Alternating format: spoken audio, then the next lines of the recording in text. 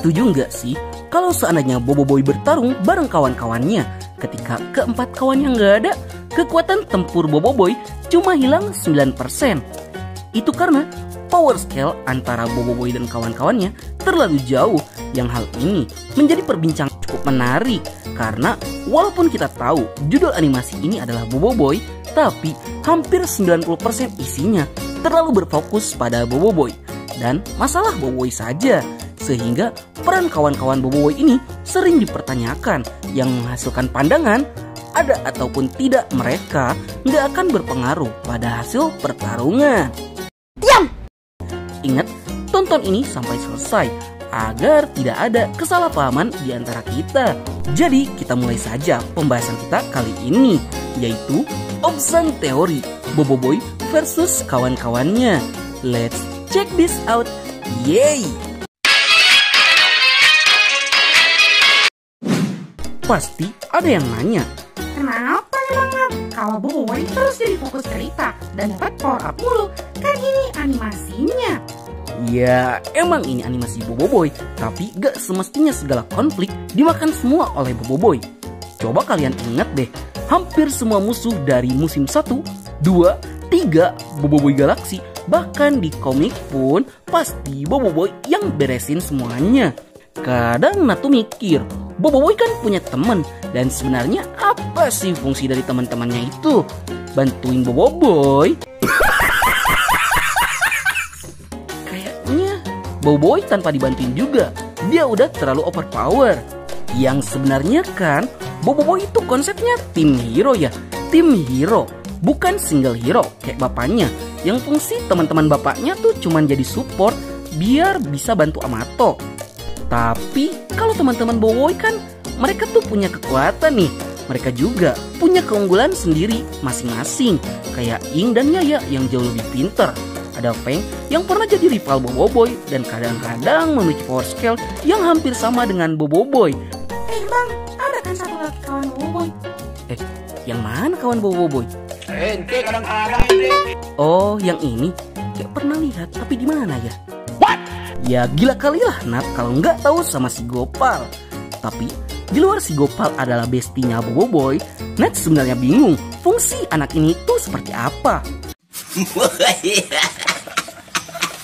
Power dia punya, ability-nya juga cukup hebat. Malah si Gopal ini terbilang sebagai penghancur defense bagi musuhnya. Tapi kenapa perkembangan si Gopal di animasi Boboiboy cuma kayak gitu-gitu aja? Ya cuma jadi badut. Ya jadi badut, sama jadi badut aja, terus aja gitu sampai matahari terbit dari barat. Ibaratnya dia nggak punya peran lain gitu selain jadi badut di animasi Boboiboy. Tapi di luar itu, adegan epic dan keren selalu Boboiboy saja yang dapat. Kenapa? Nggak tahu, tanya yang mau tanya saya. Karena Boboiboy bayuan pas lawan musuhnya. Beda sama kawan-kawan Boboiboy yang dikit-dikit gengan, dikit-dikit gengan. Musuh satu dikeroyok banyakan. Kelihatan banget mereka itu lemah. Padahal kuasa mereka tuh gede semua. Seperti Yaya dengan kuasa manipulasi graviti yang dia tuh bisa kasih tekanan gravitasi gede ke musuhnya. Dan ada Ying yang bisa memanipulasi kelajuan, yang dia tuh bisa nge-slow musuh, bisa nge-stun musuh. Bahkan dia punya pergerakan yang sangat cepat dibandingkan karakter yang lain. Ada juga Feng dengan kuasa manipulasi bayangnya, yang dia tuh bisa bikin kebun binatang buat nyerang musuhnya. Dan yang paling overpower tuh kuasa manipulasi molekul, yang lu tuh bisa gonta-ganti molekul objek lain sesuai dengan yang lu mau, bahkan molekul badan lu sendiri. Tapi kenapa Boboiboy saja yang selalu dapat highlight, yang mungkin pihak studio itu tidak ingin membuat kawan-kawan Boboiboy terlalu mencolok biar gak lebih mencolok dari Boboiboy? Oke, ngerti. Tapi sorry kalau harus ngebandingin sama anime, dimana anime aja judulnya boleh Naruto. Kisahnya emang fokus sama Naruto, tapi nggak melulu ke Naruto terus yang dibahas. Atau contoh lainnya Fairy Tail. Kita tahu Natsu sebagai tokoh utama, dia memang selalu mendapatkan sorotan. Tapi Lucy, Gray, Erza, dan Wendy, mereka juga dapat arc masalah mereka sendiri. yang diselesaikan secara bersama-sama. Jadi kita dapat daya tarik yang lebih dari segi ceritanya. Balik lagi sama kawan-kawannya Boboiboy yang menurut Nat cuma Feng yang lebih better dapat momen epic. Terlebih lagi kita tahu Feng pernah jadi rival sekaligus musuh dari Boboiboy. Dan ketika jadi kawan, ya udah flat aja perkembangan karakternya. Kecuali pas tahu Kaizo itu abangnya Feng. Terus ada karakter Yaya dan Ying yang semakin kesini tuh mereka semakin kesana gitu. Mereka itu kuat, mereka itu pinter. Yang kalau diibaratkan Yaya adalah power, Ying adalah speed.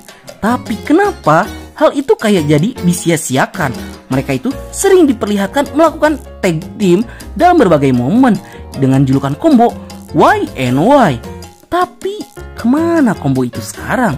Nggak tahu, tanya saya. Sepanjang Boboiboy Galaxy gak pernah lagi kelihatan combo itu. Dan yang terakhir tuh ada si Gopal. Dah lah kalau bahas dia. Ya kita semua tahu Gopal itu yang ambil peran komedi paling banyak di Boboiboy. Apalagi sekarang setelah Papa Zola dikonfirmasi hengkang dari petualangan Boboiboy. Pastinya yang jadi badut sekarang cuma Gopal aja. Paling sama Adudu sama Prop juga sih. Kita tuh nggak masalahin komedi apapun yang diberikan sama si Gopal karena kita sangat terhibur. Tapi kenapa si Gopal tuh kesannya jadi kayak karakter tidak berguna? Jadi seolah-olah ada ataupun enggak si Gopal nggak berpengaruh apa-apa sama jalan ceritanya. Contoh paling jelasnya tuh di Boboiboy Movie 2. Si Gopal ya, dia itu ikut latihan sama Boboiboy. Dia tuh berjuang sama-sama dengan Boboiboy agar bisa menjadi lebih kuat. Tapi di saat momen pembuktiannya, Gopal kayak karakter yang benar-benar terlupakan loh. Saat Boboiboy all out dengan elemental fusionnya, 3 kawan-kawannya yang dikasih armor bot, bahkan ketiga-tiganya sukses dapat epic moment menyelamatkan Boboiboy dengan berhasil mendaratkan serangan mereka ke Shirataka. Terus si Gopal ngapain? Lu tuh berhari-hari latihan sama Tsukasa. Lu tuh gunanya apa sih? Boboiboy aja dapat kuasa baru lah, si Gopal cuma dapat kuda-kuda anjir. Buat ngelempar si Ocobot doang. Seriously?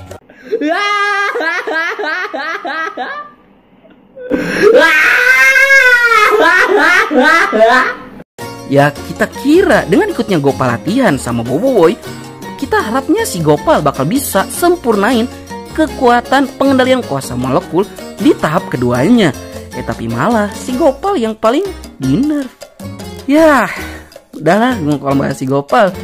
Ya intinya tuh kita sebagai fans berharap ada perkembangan karakter dari kawan-kawan Boboiboy yang mereka tuh bisa bekerja sama sebagai tim hero, bukan cuma jadi pajangan buat nemenin Boboiboy berpetualang aja. Ya minimal mereka kasih momen 1 lawan 1 kek sama musuhnya. Jangan kelihatan ngegeng mulu musuhnya. Ya sebenarnya konten ini bukan bermaksud menjelek-jelekan atau gimana. Ini cuman kritik doang dari fans yang nggak tahu apa-apa soal animasi Boboiboy. Baiklah, sekian dulu untuk konten kita kali ini. Kalau ada salah-salah kata, mohon dimaafkan ya. Dan bagi kalian yang suka konten seperti ini, jangan lupa untuk like, share, and subscribe. Dan bunyikan tombol lonceng notifikasinya. Akhir kata dari Nat, sayonara, arigatou gozaimashita, mata nih, bye.